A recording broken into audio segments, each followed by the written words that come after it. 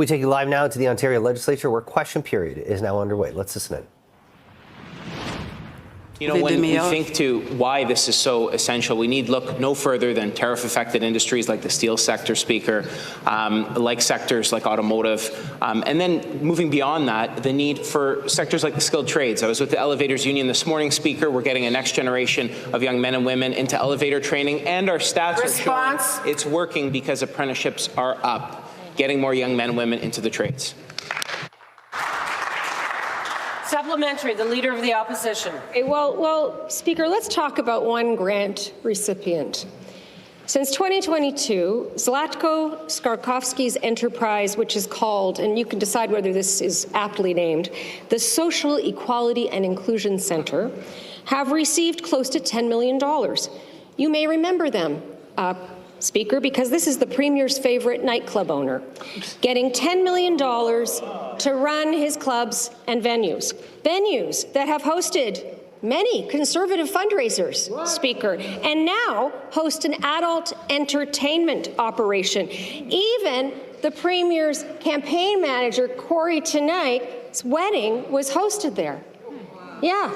The connection between this government and this company is a straight line. You can't even make this stuff up. Speaker, can the minister tell us exactly how that $10 million of public money was spent?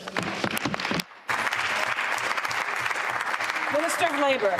Speaker, that specific reference is unfounded, Speaker. But what I can say, when we're in the middle of a global pandemic, Speaker, supporting sectors like the hospitality sector do matter. This was a sector that was hit hardest during the pandemic, and all experts said would take the longest to recover. That's why we've worked with partners. There, hundreds received training, over 400 achieved employment, looking at recent rounds, Speaker. And then when we think broadly, I've mentioned organizations like Unite Here, Speaker. They're doing incredible work training and supporting hospitality workers. You know, as Toronto welcomes the world with the World Cup, as we think to important sectors like the tourism sector, it's important that we have a talent pipeline to support people into meaningful training. It's taken people who are previously underemployed or unemployed, offered them training into employment, and I think it's important that we stay rooted and stay focused on just that. Well done. Final supplementary.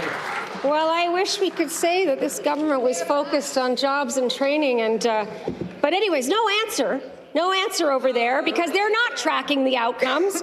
We saw in the Auditor General's report that the government doesn't even follow up with the companies that are getting public funding. So let's follow this thread. The government is doling out public tax dollars to their friends and insiders, and they're not even holding these projects to any reporting standard or following up to make sure that the money is being properly used. So does the Premier believe that it is acceptable for millions of dollars of public funding to be doled out without any checks and balances? Minister of Labour. Thank you, Speaker. Speaker, as I've said, that is simply incorrect. After every successive round, we've implemented and strengthened measures through the program. I referenced tangibly tracking social insurance number. Most colleagues know there are a few programs in Ontario that actually track long-term employment outcomes through social insurance numbers. It's able to track those who are unemployed or underemployed, those on Ontario Works, on ODSP, and it's able to track them and their employment outcomes long-term, Speaker. That's important. We've also accepted recommendations of the Auditor General, who noted the strength of the KPIs, meaning we do follow up and assess those KPIs, make sure they're met, Speakers, and we've publicly committed to publishing programmatic KPIs publicly for all Ontarians to see as well. We'll continue to support Ontario workers with rapid training, Speaker. This is the first time in Ontario that we're offering rapid training in an organized, meaningful way, Speaker, to support people with better training for better jobs with bigger paychecks. Question, the Leader of the Opposition. Well, thank you, Speaker. Back to the Premier.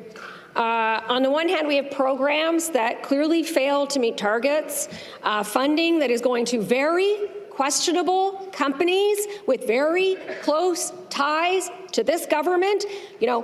Adult entertainment spaces / wedding venues. Can't make this up.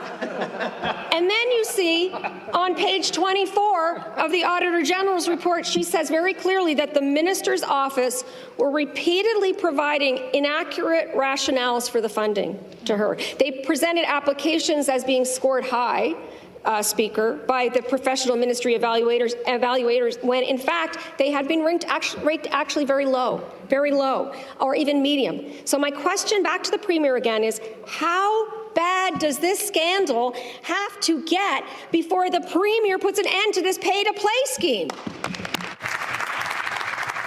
Minister of Labour. Thank you, Speaker. Again, Speaker, that's simply incorrect. You know, calling organizations like Leuna questionable, calling organizations like Carpenters questionable, Unite Here questionable, is completely unfounded. Hospitality sector, employment and training partners questionable, again, unfounded, Speaker. We have to, again, look back in the origins of a global pandemic where people were all at home, nobody was working. We came up with a fund designed to instill confidence in employees alike, to train workers in sectors all across Ontario's economy, because they all matter to this Premier. Hospitality workers matter to this Premier. That's why we've taken steps to ban, taking tips when employers would take tips from hospitality workers. We've taken progressive steps there to publicly post salary disclosures, benefiting the lowest wage earners. These are steps we've taken to support that class of workers, Speaker. And, they all matter in this province. And that's why we're working hard with employment, training providers, nonprofits in every corner of this province to support meeting the priorities of this government and the people of Ontario. Supplementary. We've been listening to Question Period down at the Ontario Legislature. We'll have more on what's been discussed throughout the morning and afternoon.